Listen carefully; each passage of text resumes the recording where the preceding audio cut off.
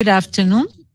Let's start our afternoon session. We have two panels this afternoon. I'm going to hand it over to Professor Getúlio Acabani, who is going to introduce panel 3 of TechnoWin 2023. Good afternoon. It's a pleasure to be here to open the panel about the future of work in the digital era. I'd like to thank all of you.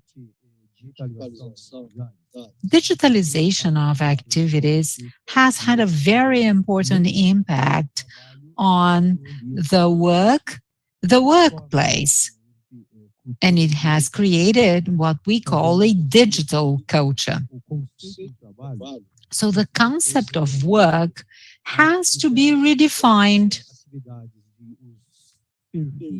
All the different activities and the profiles of each workplace have to be constantly adapted, improved, so that the profile can have a better match. We are going to start now discussions along these lines, constantly discussing whether we have to accept and how we can incorporate these new technologies for the benefit of everyone at the workplace. It should always be done towards enhancing productivity. Technology is widely dynamic. It constantly changes. Therefore, knowledge and the full reach of resources have always to be towards the common good, the positive improvements, taking into consideration also globalization. I would say that the world is getting more and more globalized. There are today multiple workers with a multitude of cultural backgrounds, so interaction of such diverse people requires rules and knowledge about legislation, and the best way to harmonize multidisciplinary culture. Ethics, of course, always plays a very important role in maintaining the rights, personal data, safeguarding data, and maintaining privacy of any pieces of information which are exchanged. As you can see, dynamism is something that we constantly experience. And this panel gives us the opportunity to discuss with all the researchers and professors from different areas who are part of our panel today.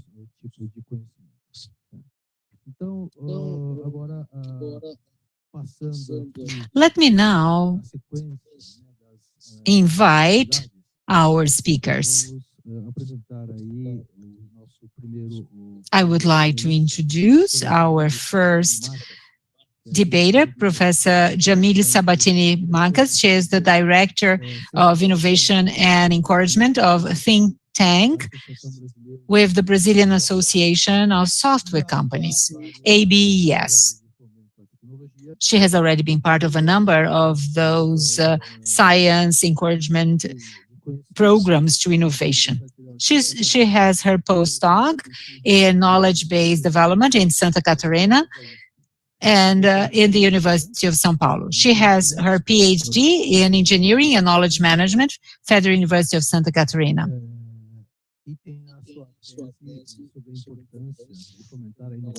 Her PhD PhD thesis is about the importance of encouraging innovation based on generating economic development based on knowledge. She is the chairwoman of the Chamber of Technology and Innovation at FEComércio Santa Catarina and member of the Brazilian Chamber of Technology and Information Innovation called CBTIN in Brazil.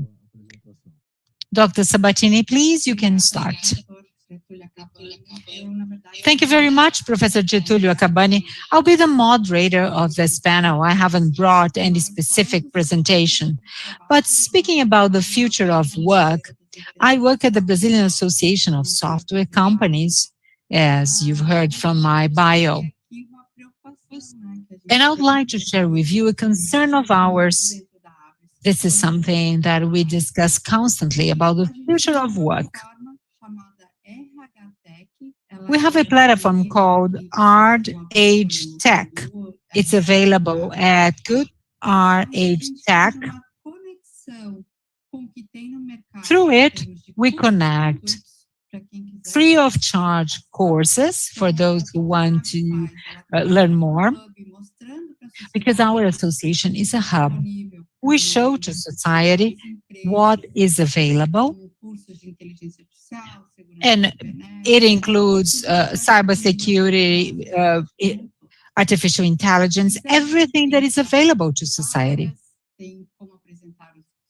It also teaches people how to have a LinkedIn profile, how to write his or her resume. There is an interaction with the social third sector. And we know technology surpasses all the different areas of economy. All different areas and industries need a programmer. So we bring together those who are being trained with those who are looking for young people to start working. I would like to invite you to visit our website and our platform. This work is moving towards a more digitalized and uniform distribution of our country. We have here many speakers who are going to talk about the future of work through different perspectives. Let me start by inviting Dr. Marcelo to talk about that. Marcelo Augusto Vieira Gralha. He is the coordinator of the research and work, and he also writes about the social impacts of technology, artificial intelligence, 4.0 industry, management of innovation, and future of work. He's the author of many books, Innovation and Competitiveness, Brand and Service Management, and he's the organizer of the book of Transformation in the Workplace, Tensions and Perspective. He has his PhD in intelligence technology, and his postdoc is in AI at the University Católica de São Paulo. Welcome, Marcelo. He is with the study groups of the future of work, workers. Well, good afternoon. Hello, Karen. Hello, everyone. Great to be here, and I greet all of you who are seeing us also online. It's always a pleasure to share a panel with you, Jamil. I think the end of last year, we were part of a joint research process, and it was a very interesting experience for all of us. I would like to greet Professor Jefferson Silva, Professor Rafael Groman, who has kindly accepted our invitation to be here. I'm going to make a general overview about this topic, and I've divided it into two areas: future of the work and work of the future. I'm going to start with the second part, work of the future. But before that,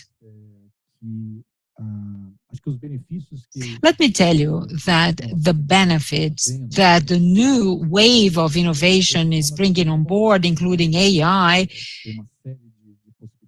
are multiple. There are just so many potential gains involved, and nobody questions that, of course. There are lots of good things coming from innovation, and I hope they come soon and to all. However, in these meetings, I always emphasize that we have also to consider risk thoughts. In other words, anticipate what may go wrong. We should not really be taken away by the cool things about technology. Recently, I heard a comment saying that technology and AI brings very seductive nouns and adjectives. So it's quantic, so it's interesting, or there is deep learning. There are a number of words classifying AI and technology and innovation, but we have to see it with a grain of salt. We always have to double check. There is a very important book for those that study technology, and the author says technology should always have an ethical purpose, an intention of benefit behind that. And Professor Lucia Santaella yesterday made her fantastic talk, and she emphasized that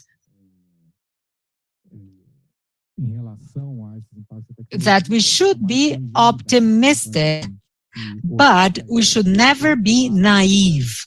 We have to keep an eye on the other side, or the darker side of technology and innovation. Now, regarding the future of work, of course, with the new technologies, we already see, and it will be intensified, changes in the workplace for the organization of the companies. And that's very clear, the tendency for automation. And obviously, we have benefits, for example, productivity or experience. So, of course, there are a number of benefits. But at the same time, there are a lot of challenges. And I'll list some for our discussion. One of them is what I call the loss of tactical thought. As we automate, and with the technology, we are automating cognitive functions, not only mechanic functions. And there's a risk there that we transfer the know-how, people's know-how, to machines. And this brings some comfort and it makes things easy, but it's important because it creates some kind of dependency on technology, and maybe we shouldn't depend so much on technology. Also, when we lose know-how, because technology, the owners of this technology, they are not the hospitals or the companies. They use the technology, but these technologies are from technology companies, and they give out licenses to hospitals, universities. And so they use this technology. And so when we train the technologies, we are giving the technology the know-how, we are giving our know-how to the system. And so we are giving this knowledge to the companies that create the technology. We are transferring our knowledge without intent to, from one organization to another. And we have to think of the consequences of that. Another major challenge is how the workplace will be more poor in a way. As we all know, with scientific administration and Fordism, one of the important things is to specialize in small segments, not looking at the system as a whole, not understanding the consequences of that specific job. And so we would lose the understanding as a whole. And this has happened in the past, historically. Now, when we started to have other models, for example, the just-in-time, the Toyotism, that changed a little bit because the perspective changed. The perspective was the opposite. We had to understand the system, and people had to understand what they were doing and the consequences and the problems that could occur, and so that they could also participate in improvements of their own services. So it wouldn't just be thinking about how we had to do things with our hands, but also had to think about what we were doing. And this is positive in a way when we think about the human workforce, because the human is inherently curious and thinking about improvements. But with automation, there's a risk to come back to that other logic, so that everything that can be automated, we will automate, because usually companies are looking at a very pragmatic way. There's always someone behind that thinking about how much profit is involved in automation. So I think there's a big risk there, that people will only be looking at fragmented parts of the work and leaving a lot to machines. So that would be a fragmentation of the workplace. And the third risk on the digital era is that when these environments start having a lot of IA systems and automation technologies, people will start feeling oppressed because they feel the risk of being substituted by machines. And these machines also give a lot of space for management and control of the work. And it's too much detailed. And we see how that can be a problem today.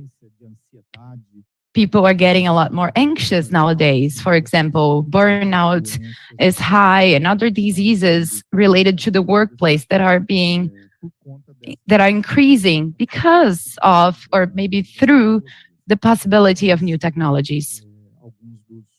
So this is a few of my attention points that we have to consider when we are talking about the changes in the workplace. And of course, there are many more. There are a number of aspects of the workplace that we could discuss, or, for example, jobs that are being looked at, that are being taken care of by machines. And so and of course, the human aspect is very important when we're talking about ethics and morals and things that define humanity, right? So this is another perspective that we have to look and pay attention to as researchers and professionals in these companies, to understand that these things are clearly going to be present in our day-to-day and how we're going to deal with that. Now, think about the future of work.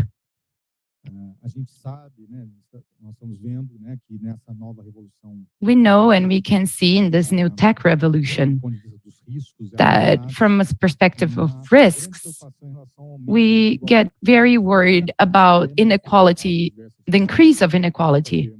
And we all know that the most important companies in the world are tech companies. The revenue of these companies sometimes surpasses the GDP of many countries. In Brazil, $1.3 billion, for example, and are companies that are worth $3 billion. So as you can see, this shifts the power and the political input of these companies, obviously. Thinking about how they can interfere with these new relations and regulations that are coming up now. We see that here in Brazil, the reaction of these companies, for example, trying to avoid new regulation for fake news and etc. So I think this shows already how the concentration of wealth can be a problem as well. Now, there's also an imbalance with different countries. For example, nowadays, a few countries are winning and a few countries are losing. So we can see this win and lose relationships. And I think this is a point of attention. Brazil in the south, for example, has to be very attentive to think of strategies related to that. So have to be on top of what's happening. And obviously the government has to prioritize projects to think about these issues. And another aspect to thinking about the future of work is thinking about inequalities. There is a French economist that is very interesting who says that the payment for jobs is the most important mechanism for wealth nowadays. So anything that impacts that will impact the structure in which the society is built. Some people say that it's the end of work. So remember the pandemic, we were thinking that we don't need to have a strategy to think about the end of things. When we had the pandemic, we didn't know it was coming and it was a tragedy. Now, if you think about unemployment getting to 22%, what's the impact of that? We can't end work. It's already a challenge nowadays. So it's not just the internet or the technologies. There's also something I always like to think about in kind of an optimistic way, is that people say 60% of occupations nowadays didn't exist in the past. Now technology has brought growth and new jobs. But, you know, what I always think is that we can't just think that the future will repeat the past. So maybe this innovation, of course, there are many different things about this innovation. This artificial intelligence is very different than the internet, because the internet grew some jobs, but there are different characteristics. It was a platform. It wasn't really a technology in itself. And all platforms, be those structural or organic, in a way, platforms can create a space for new ideas and possibilities.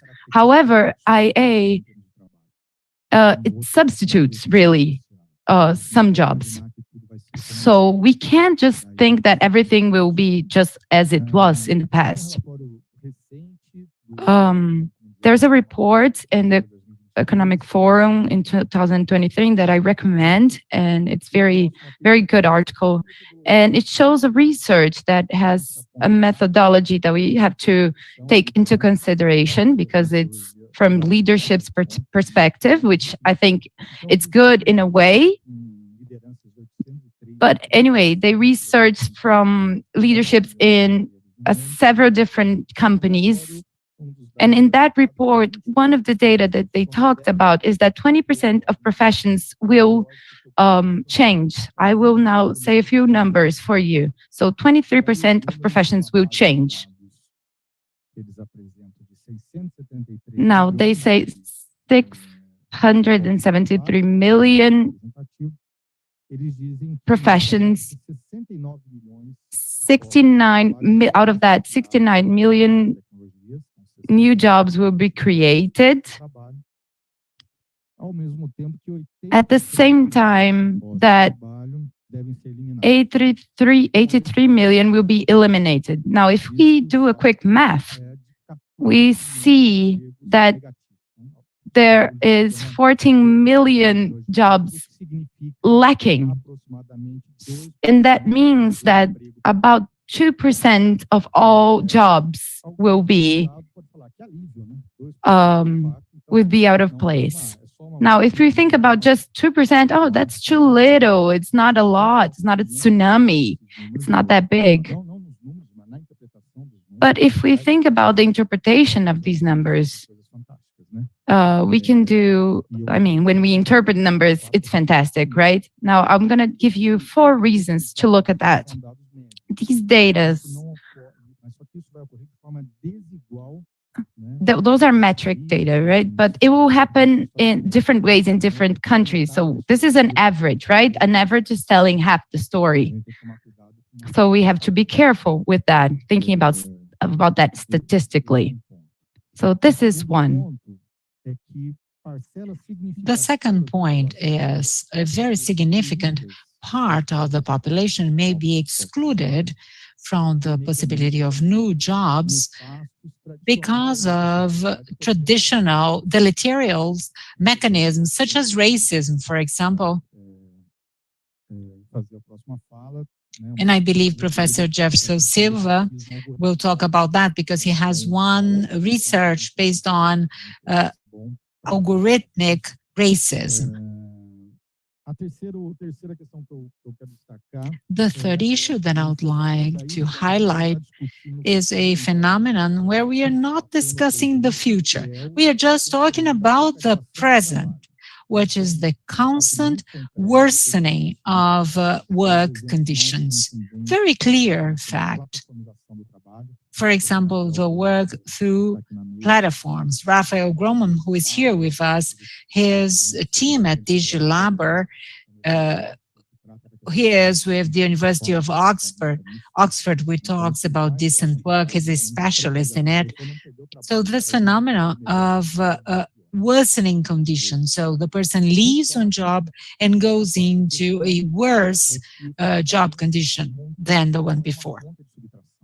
Fourth, we are not talking about subtraction here. There is no balance here, because whenever you lose something, there are always good sides and bad sides to it. The new jobs that are coming into the market, they require sophisticated technical competences. They are not available to all. And just to show you, as a glimpse, in the first quarter 23 in Brazil, the unemployment rate was 8.8%, which means 8.3 million people going unemployed. At the same time, there were about 400,000 job opens just for technology, but the companies cannot hire people because people are not prepared to take over this job. So, as you can see, it's not a simple subtraction. In a report in the World Forum, I believe more than the number of 23% in displacement. It does not necessarily mean that the person goes from one job to the other. Maybe the person will go unemployed for a while.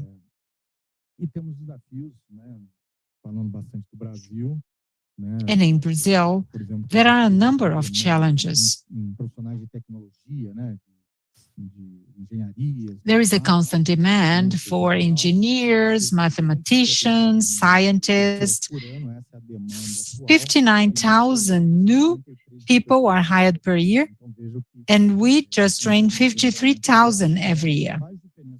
One of the main differences of this technology evolution compared to previous ones is speed. So as you can see, there is not enough time for schools, for universities to get adapted and provide the required training to really have people qualified to take the job offers. Let me wrap up by saying that I've tried to create a whole scenario of potential risks. It's not, however, a catastrophic outlook. We have to think about a negative scenario, but there are things to be done. Usually, they require public policies, strategies, and appropriate leadership. And leadership probably brought or driven by the government, as companies have different purposes in society. Of course, the academia is there to contribute, but as we see in other countries, such as in Germany, the government should take the lead towards building conditions to attenuate such impacts. Thank you all very much. Muito obrigada, Professor Marcelo. Thank you very much, Professor Grilha. Very good considerations, really food for thought to all of us. Let me now invite Professor Dr. Jefferson Silva. He had his PhD in computer science at the University of São Paulo. He works with education in the Institute of Technology and Leadership in Italy as a full professor.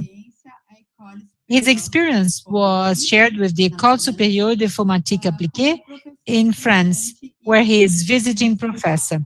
He's also a visiting professor at the Pontifical University in São Paulo.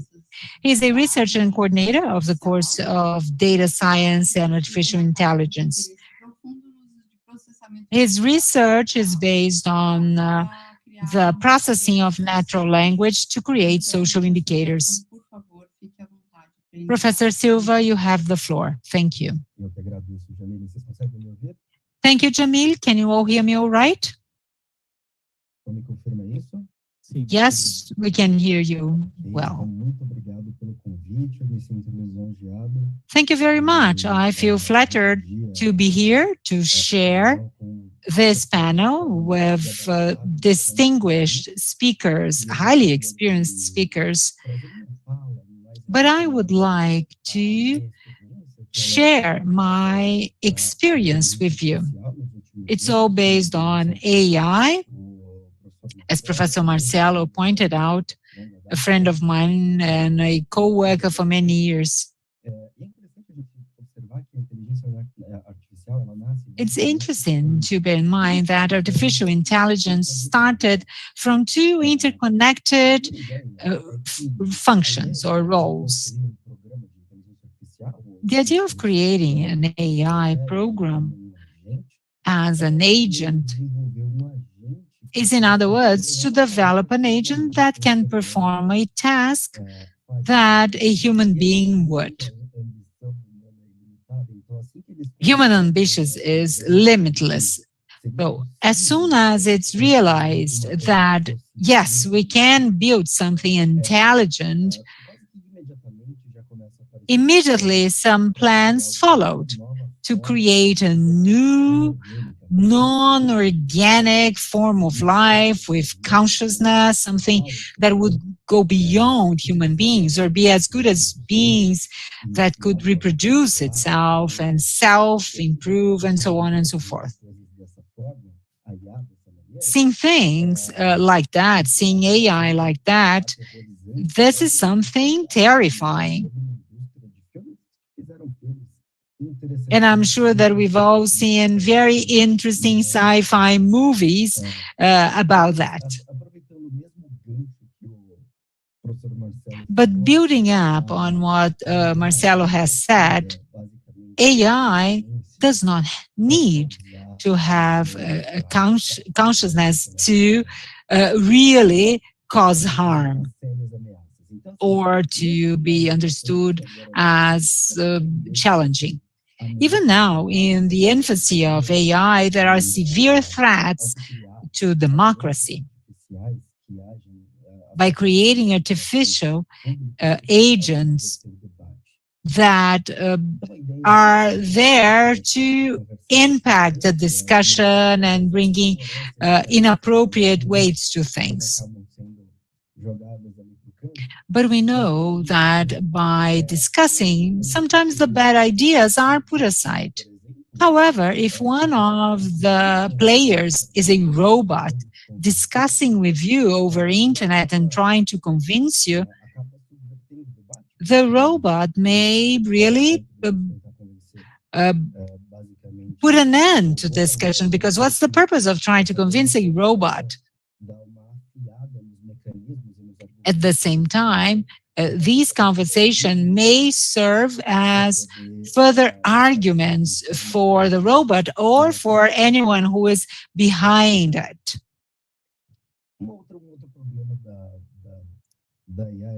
Another problem of AI is that it may enhance and expand further power concentration and discrimination, something that may harm democracy.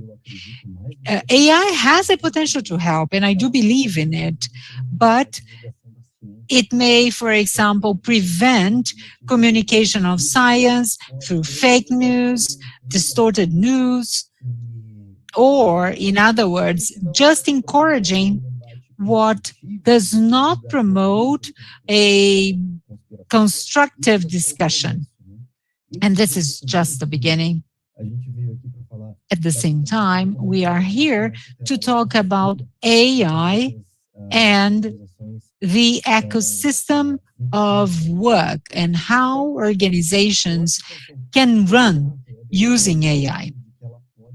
I think that by now it's clear that AI can really enhance productivity, but what we have to question is whether it can be done in a human fashion. We know that technology innovation can do things disregarding the human side of things. But the main question is, can it be done in a more human-like way? And there are a number of concerns involving work. Even in this very primitive version that we have, that is part of our discussion and has always been like that, it's been in place for about 2 decades, we can see this huge potential of programming, of summarizing, analyzing, synthesizing, of creating, in terms of creativity, really. It explains and also diagnoses. And it does that in different degrees of competences, not always being consistent and not always being something that you can rely on. No one's saying that technology is, sometimes they can do some diagnosis, but doctors, for example, are not threatened, for example, although it's all very scary because the power of this technology is a power that is capable of changing the fundamentals of what we believe professions are built on. And there's a lot of professions that, of course, depend on digitalization, and professions that for a human being to do well will take years and years of preparation and training. And so this is very scary. And this is not exactly a new concern, because I remember a case, but many years ago, in the beginning of the 19th century, if I'm wrong, you can correct me, but a group of workers that were known as nudists, and they broke machines as a way to protest technologies and advancements, and not exactly because they were against technologies, but the protest was because of not being a human way to substitute human beings. Now I think about I believe what Professor said in the beginning, that we see in the past is not necessarily what we are going to see in the future. But I think it's important. There are a number of perspectives from different specialists. And although Professor Gralha said the contrary, there are a number of professionals that think about the negative perspective from technology, and that the negative points will be bigger than the benefits. So it's important for people to have a more optimistic perspective, at least from what I've read. And I think the benefits will surpass the bad points. So the big technological innovations tend to create more jobs. Of course, in just a few cases, but this ends up being very positive for humanity. Now, I think that there are valid points in both perspectives.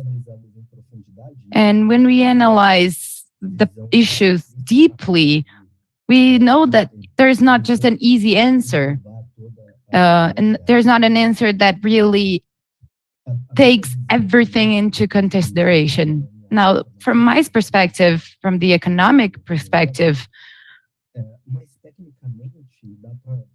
technically, I can see that AI can actually cause unemployment still in this decade. Thinking about all the other variables, if they all maintain the same way. But when thinking about IA, traditionally speaking, AI is very good at substituting assignments, specific assignments. AI was responsible. The AI we know nowadays has this characteristic of, for example, recommending movies. It's an AI that think of looking of clients that are the same as you, or people that have the same interests. And jobs, in most cases, are not just assignments. However, nowadays, we have too many AIs. And because of that, we can see that some professions can be eliminated in the future, because the different AIs can be combined. And a very critical point is the advancement of these technologies, the speed in which they are developing. Because all the other things that happen in a more human time usually creates a counteraction that creates kind of a pace for this technological development. Now we are entering a world that the level of technology, knowledge we have to know will speed up. Back in the day, we called the dinosaur someone that was from the previous generation. But nowadays, no, someone that may be 5 or 3 years behind can already be called a dinosaur. So very few people are prepared to deal with these advancements. And I think the point is not to control development or technological development. No. I'll say something to compare with the previous case that I told you about the ludists. I can maybe say is that something that we cannot stop is the technological development. The most we can do is to limit technological development or limit access to these technologies when we feel that these technologies provide risks, for example, nuclear energy or gun power or chemical weapons, for example.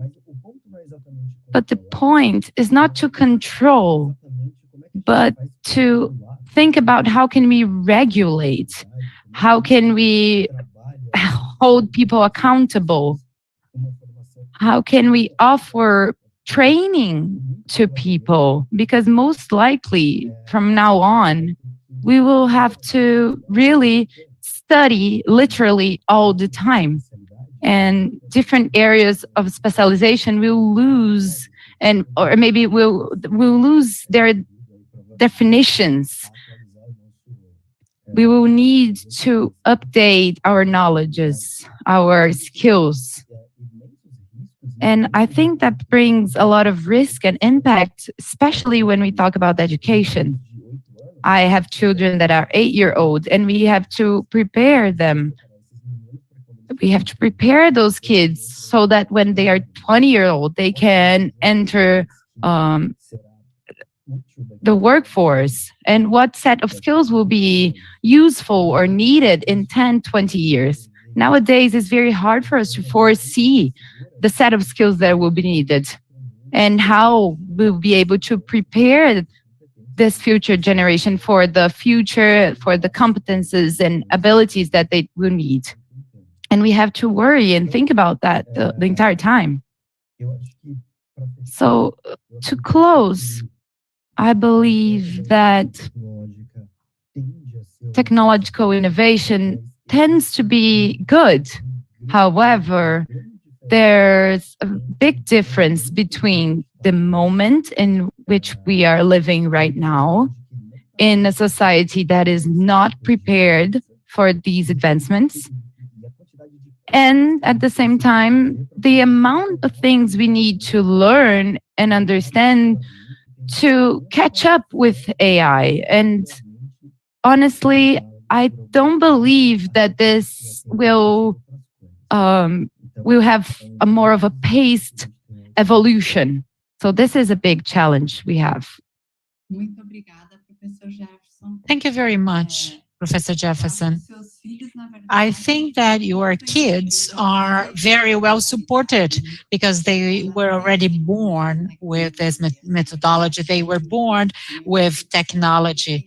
My perception is that we have to be concerned about those who are over the age of 60, who may have difficulties to really have access to technology and how to think about that. I'm not concerned about young people. I'm more concerned about the elderly.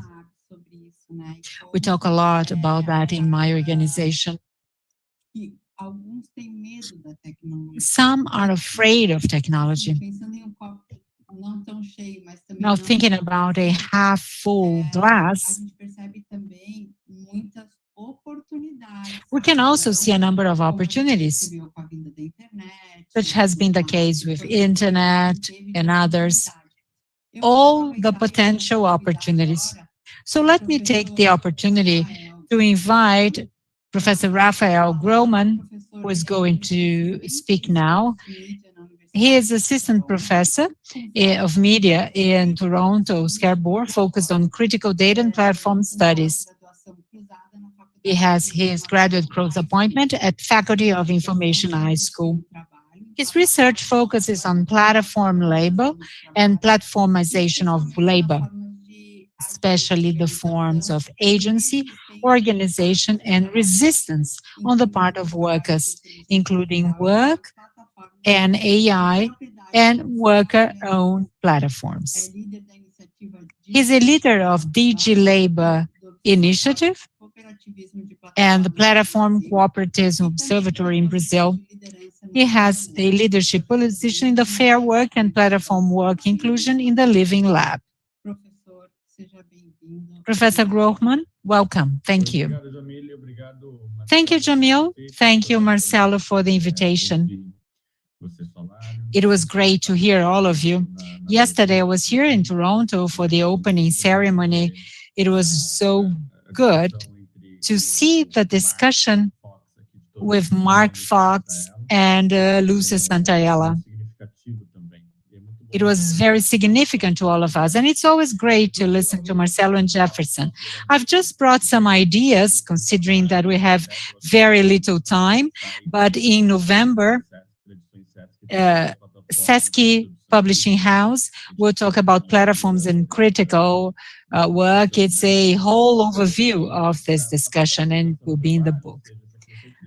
Platformization of work and the need for digital platforms to work tends to be generalized to all different economy industries.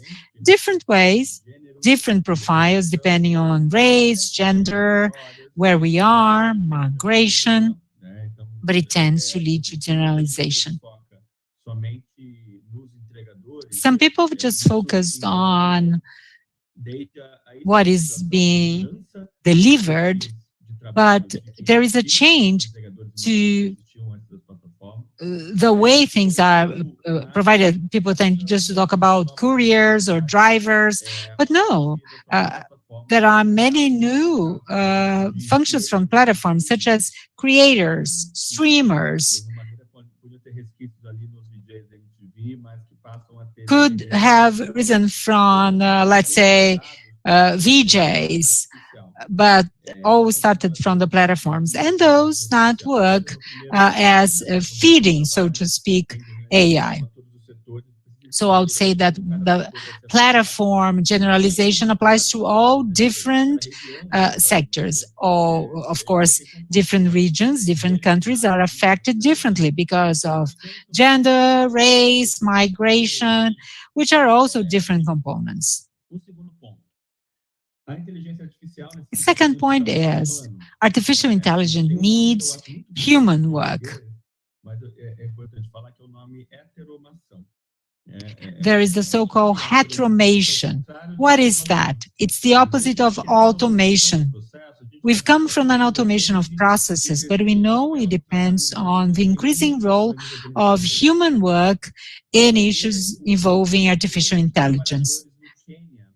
For example, there are just so many workers in Kenya who had to feed data into ChatGPT, or the first neural network, which was built on 500,000 workers, just writing down in the Amazon micro-Turk, created by Jeff Bezos in 2005, which said, artificial intelligence. What is really invisible work? And the Brazilian media started covering that. Who are the people we don't know who spend their whole day documenting metadata into systems? I've met people who had to take pictures of their own feces to feed their databases of healthcare.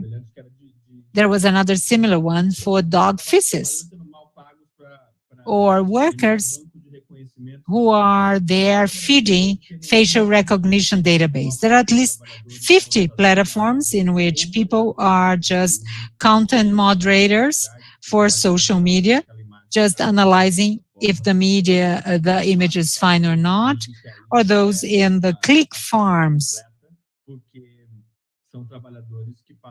They are workers that spend the whole day commenting and liking to increase engagement in platforms such as Facebook and TikTok. Therefore, one question is, how can we center on these people who are not part of the public policies? What is the role of these people in the different regulations that involve artificial intelligence? They are in regulatory limbo. In Brazil, we've been discussing the regulation of work and platforms in the Ministry of Labor, but they only discuss about drivers, right? Drivers and couriers, just part of that. There is another sector of the government discussing regulation for AI. Where are data pointers and those who are working with data? So they are twice invisible in what concerns this topic. And this is the second point I'd like to make. And thirdly,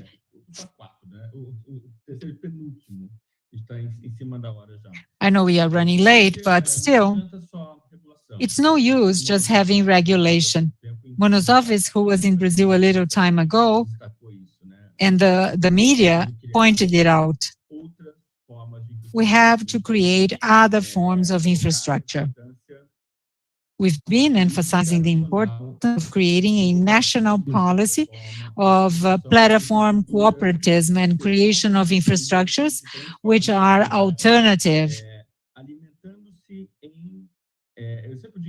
I would say Brazil has all it takes to lead the process. It's a process that's taking place all over the world in building initiatives with communities and groups coming up with alternatives to the big tech. Brazil and Latin America have a very strong movement of solidarity economy and free technology, alternative technologies. Two quick examples. Yesterday, we're celebrating 50 years of the coup in Chile, and the CyberSim project failed to be implemented, for example, or the role of algorithm that Cuban librarian used to think since the 70s. Our region has that history of innovation in technology and work, and it's possible and it's important to focus our efforts on public policies. I was in Brasilia 2 months ago, and the Secretary of Solidarity Economy, Gilberto Carvalho, said he would create a policy of platform cooperativism. Regulation is not enough. Finally, technology sovereignty. How can the issues concerning the future of work connect with this broader perspective of technology sovereignty? This is a challenge in terms of research,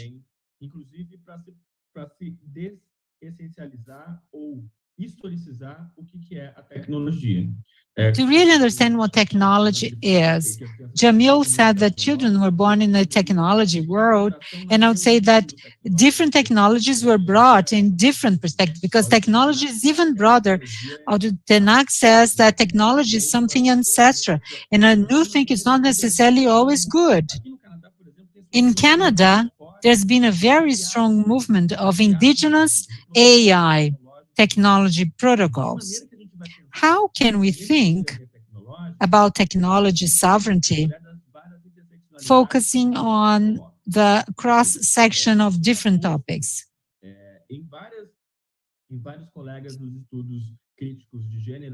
This is present in the studies concerning race and gender. We really have to create alternative digital futures. Thank you. Muito obrigada, professor Rafael. Thank you very much, Professor Brahman.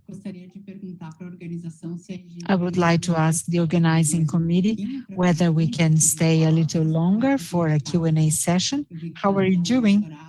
I know our time's up. I guess we can stay from 5 to 10 minutes, maybe 2 or 3 questions. Still have got time for that.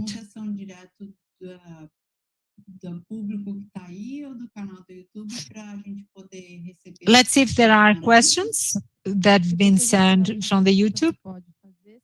If you have questions, you can ask that. If not, I'm going to open here for the audience. Questions, anyone? Yes, there are people here who would like to ask questions. Yeah, let's have the public ask the questions.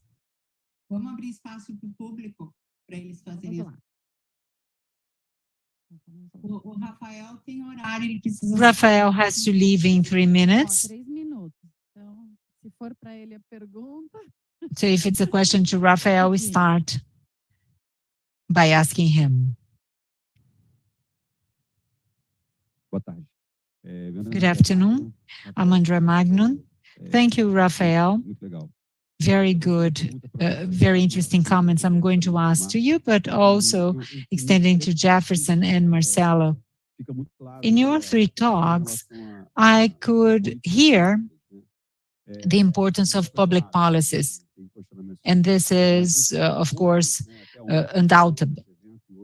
Yesterday, during the event, and today as well, we've heard very few initiatives that use venture capital market, the industry,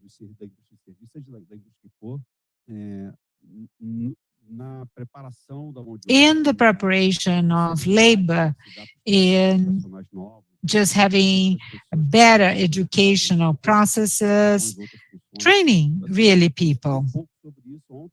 I haven't heard much about that.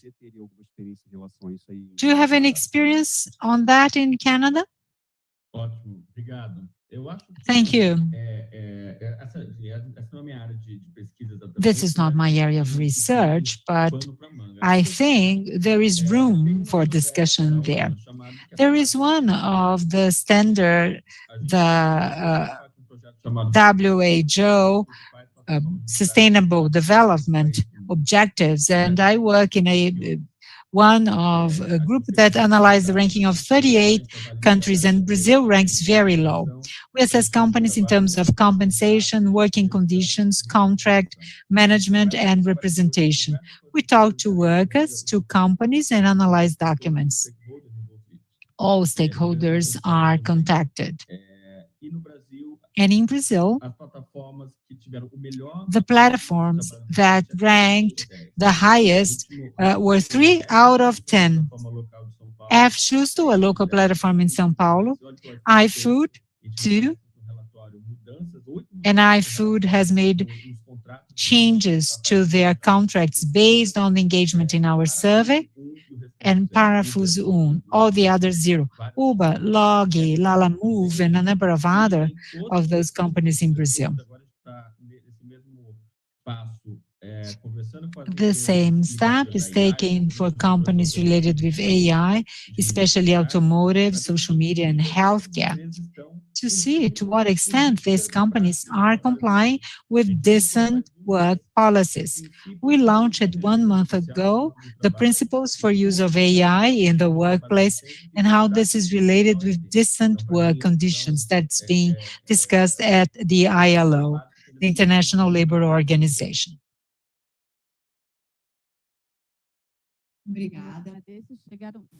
Thank you. There are here 2 questions, but as Rafael has to leave, I'm going to send you the questions, Rafael, and then we'll try to have it answered later. Thank you. Jamil? Any other questions? And then we can close, so that we just stick to our schedule. Questions, anyone? No questions through the chat. I'll just send my questions to Rafael. So I think then we'll be ready to close. Let me hand it over to Marcelo Brilha, who has created the panel. Thank you very much for the invitation to be the moderator. It was a pleasure. And please feel free to contact me at any time. Thank you. Thank you, Jamil. Let me thank once again all the panelists and discussants. Questions may be submitted in writing by email, contato@oft.tech.br, which is our email.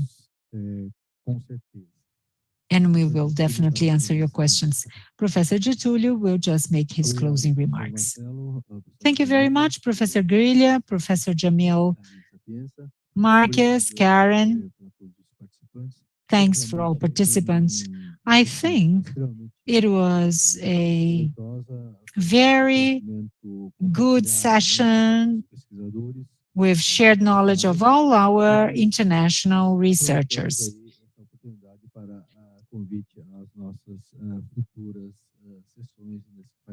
Let me invite you to join us in our next session. Thank you all very much. Have a nice afternoon. Thank you. Bom, professor, só antes de encerrar, o professor Marcelo já Before falou. we close, Professor Marcelo has talked about the contact points to send emails. A gente já mandou link para vocês preencherem a avaliação. The certificates will be distributed once the survey is answered. Obrigada e a gente volta. Thank you all very much, and we'll be back at 3:30. Thank you very much. Panel 4, 3:30. Thank you. Obrigada. Obrigada, professor Jefferson, Jamil. Thank you, Jamil. Thank you, Jefferson. Everyone, thank you.